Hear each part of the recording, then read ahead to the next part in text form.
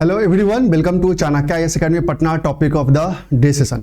Recently United Nation General Assembly ने Gaza resolution को adopt किया है और आपने इस सेशन में उन्होंने बहुत सारे ऐसी बातें रखी है कि गाजा में पीस अकॉर्ड को मेंटेन किया जा सके. तो इस सेशन में हम देखेंगे कि आखिर यूनाइटेड नेशन जनरल असेंबली का स्पेशल इमरजेंसी सेशन आखिर कब बुलाया जाता है, क्या इसमें अप्रोच है, क्या यूएन चार्टर में क्या लिखा हुआ है, इंडिया का क्या स्टैंड रहा है इस रिजोल्यूशन पे.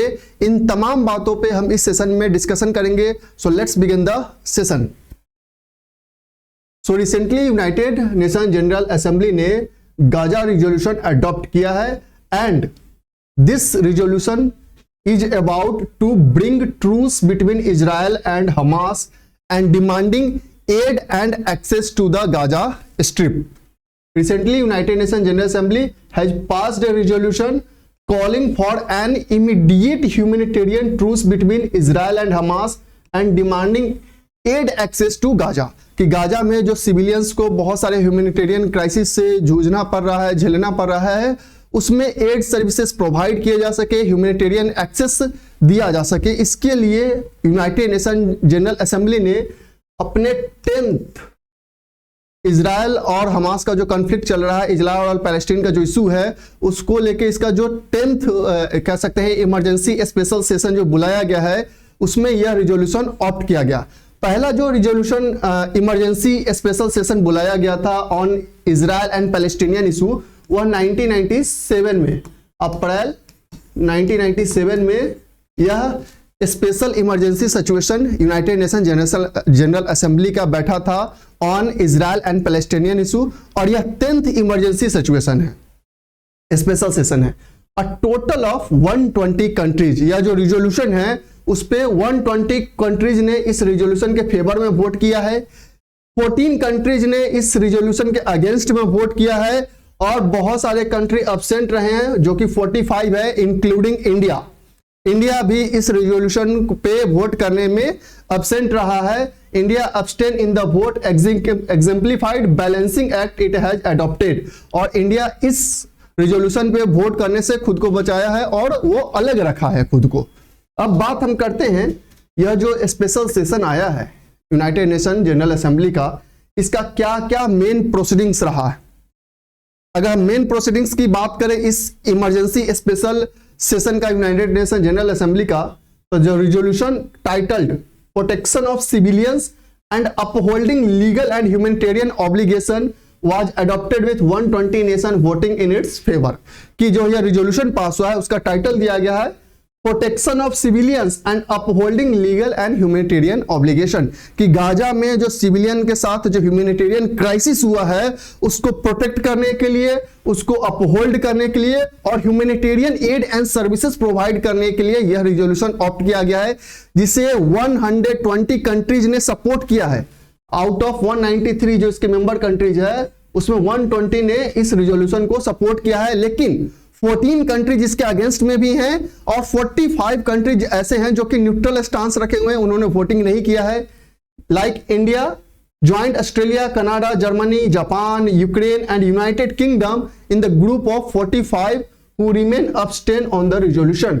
Israel and United states were among the 14 members who voted against the resolution. Israel और यूएसए ने इस रिजोल्यूशन के अगेंस्ट में वोट किया है, इस पीस अकॉर्ड के रिजोल्यूशन के अगेंस्ट में. अब हम बात करते हैं attempt to fix the responsibility of the Hamas. आखिर इस रिजोल्यूशन में क्या खास रहा है, तो इस रिजोल्यूशन में भी हमास का जो रिस्पॉन्सिबिलिटी है, जो हमास ने अटैक किया था, जिसे इंडिया ने भी एक टेरर अटैक घोषित किया था, डिक्लेयर किया था, उसको भी रिस्पॉन्सिबल ठहराया गया है. The amendment proposed by Canada, co-sponsored by US and South to fix the responsibility of Hamas in this crisis, कि अब जो यह रिजोल्यूशन बेसिकली पेश हुआ था उसमें कनाडा और यूएसए ने कुछ अमेंडमेंट प्रपोज किए थे कि इसमें हमास की रिस्पॉन्सिबिलिटी को दर्शाया जाए. हमास रिस्पॉन्सिबल है इस ह्यूमैनिटेरियन क्राइसिस के लिए, जिसे इंडिया ने भी बेसिकली शुरुआत में 7 अक्टूबर को जब यह हमास ने अटैक किया था तो इंडिया ने भी उसे टेरर अटैक घोषित किया था. The amendment explicitly condemned Hamas for its October 7 terrorist attack on Israel and demanded immediate release of hostages seized by the group. और यह जो अमेंडमेंट था उसमें हमास को रिस्पॉन्सिबल ठहराया गया था इस क्राइसिस के लिए, और इसमें यह अमेंडमेंट था कि जो होस्टेजेस को उसने कैप्चर कर रखा है उसे रिलीज करे जल्द से जल्द। India went with the majority 87 on this vote, और इस पे इंडिया ने भी वोट किया। इंडिया ने भी हमास को रिस्पॉन्सिबल ठहराया for this crisis, while 55 members state voted against it and 23 abstain. इस मैटर पे, इस अमेंडमेंट के मैटर पे, ये पूरे रिजोल्यूशन में जो अमेंडमेंट प्रपोज किया गया था बाय कनाडा एंड यूएस, उसमें 87 मेंबर्स ने उस अमेंडमेंट को सपोर्ट किया कि इस ह्यूमैनिटेरियन क्राइसिस के लिए एट प्रेजेंट जो रिस्पॉन्सिबल है वो हमास ग्रुप है। However, this amendment could not be adopted. But यह जो रिजोल्यूशन, गाजा रिजोल्यूशन अडॉप्ट किया है यूनाइटेड नेशन जनरल असेंबली ने, उस रिजोल्यूशन में इस अमेंडमेंट को अडॉप्ट नहीं किया गया है। Resolution not binding. आखिर यूनाइटेड नेशन सिक्योरिटी काउंसिल और यूनाइटेड नेशन जनरल असेंबली का जो रिजोल्यूशन पारित होता है उसमें क्या डिफरेंस है, और आखिर यह रिजोल्यूशन जो है वो बाइंडिंग क्यों नहीं है? तो unlike resolution of United nation security council, जो यूएनएससी का जो रिजोल्यूशन होता है वो लीगली बाइंडिंग होता है, जबकि resolution of United Nation General Assembly are not legally binding, वह लीगली बाइंडिंग नहीं होता है। It only carries incredible weight and moral authority. इस पे कोई लीगल ऑब्लिगेशन नहीं होता है, बस एक वेट होता है और एक कह सकते हैं कि मोरल अथॉरिटी इंपोज किया जाता है। Therefore despite the comprehensive defeat, Israel and US are not obliged to act on the resolution. ये रिजोल्यूशन पास जरूर हुआ है, अडॉप्ट जरूर हुआ है, लेकिन चूंकि यूनाइटेड नेशन सिक्योरिटी काउंसिल की तरह यह लीगली बाइंडिंग नहीं है, दैट्स व्हाई इजराइल और यूएस इसको ऑप्ट करने और इसे ऑब्लाइज्ड करने के लिए कह सकते हैं कि बेसिकली जो ऑब्लिगेशन उस पर होना चाहिए वो बिल्कुल भी नहीं है, because this resolution is not legally binding. Balance position taken by India. Again India यहां क्या किया कि उसने अपना बैलेंस अप्रोच रखा, और हमास को, भले हमास के केस में जब वोटिंग का आया तो इंडिया ने 87 मेंबर्स का जो ग्रुप था उसमें इंडिया ने वोट किया कि हमास रिस्पॉन्सिबल है फॉर द एक्ट ऑफ 7 अक्टूबर। लेकिन जब ओवरऑल रिजोल्यूशन की हम बात करें, इंडिया उस 45 मेंबर्स ग्रुप में है जो अब्सटेन रहा कि गाजा जो रिजोल्यूशन ऑप्ट किया गया उस पर इंडिया ने वोटिंग नहीं किया। The balanced position taken by India was in the line with one that it has maintained in the ongoing recent conflicts like Russia-Ukraine war.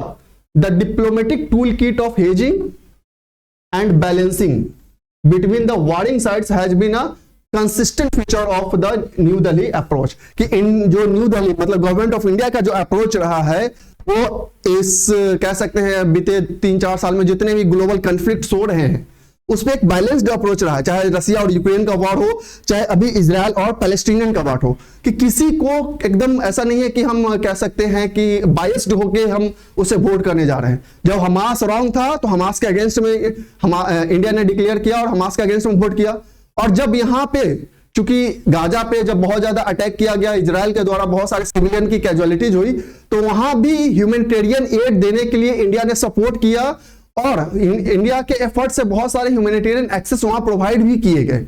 तो इंडिया का जो एक अप्रोच है वो बिल्कुल भी यहां मेंटेन रहा है शुरुआत से ही। अब बात करते हैं main elements of the Indian statement at the United Nation General assembly.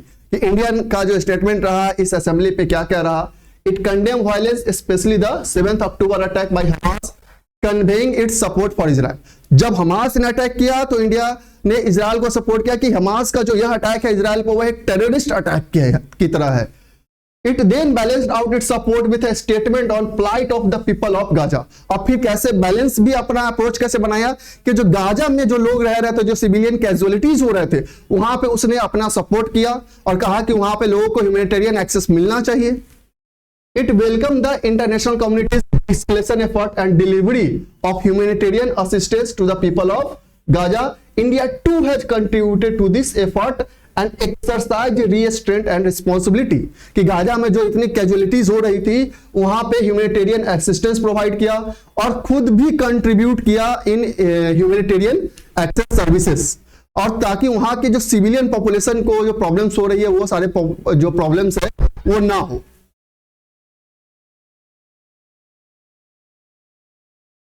New Delhi retreated its principal position on the Israel-Palestinian issue and two-state solution to Israel-Palestinian issue.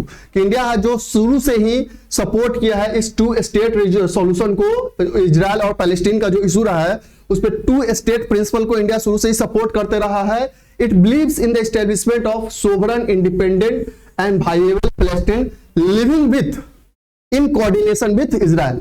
कि जो पैलेस्टीन हो एक इंडिपेंडेंट पैलेस्टीन होना चाहिए जो कि peacefully एक Israel के साथ कोऑर्डिनेशन में रहे, सस्टेन करे.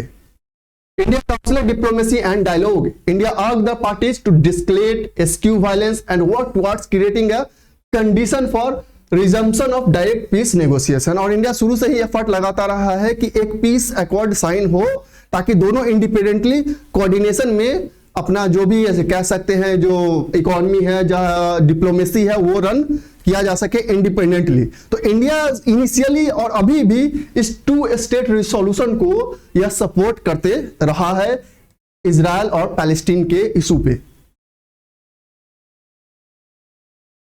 अब हम बात करते हैं इस स्पेशल इमरजेंसी सेशन को कब बुलाया जाता है. जैसा कि जस्ट मैंने आपको बताया कि यह 10th इमरजेंसी स्पेशल सेशन था यूनाइटेड नेशन जनरल असेंबली का ऑन इजराइल एंड पैलेस्टीन. जो फर्स्ट आया था वह अप्रैल 1997 में आया हुआ था. आफ्टर दैट यह 10th है. हालांकि टोटल अभी तक 11 emergency special session United Nation General Assembly के हो चुके हैं और यह 10th था इजराइल और पैलेस्टीन के इशू पे. तो इमरजेंसी सिचुएशन कब आते हैं, कब स्पेशल सेशन यह बुलाया जाता है? तो basically N emergency special session of the UN is unscheduled meeting of United Nations General Assembly to make urgent recommendation on a particular issue. तो बेसिकली क्या है कि यह जो इमरजेंसी स्पेशल सेशन है यह अनशेड्यूल्ड होता है. ऐसा नहीं कि कहीं पे शेड्यूल्ड है, कि जब कोई अर्जेंट इशू आता है तब इस इमरजेंसी स्पेशल सेशन को बुलाया जाता है.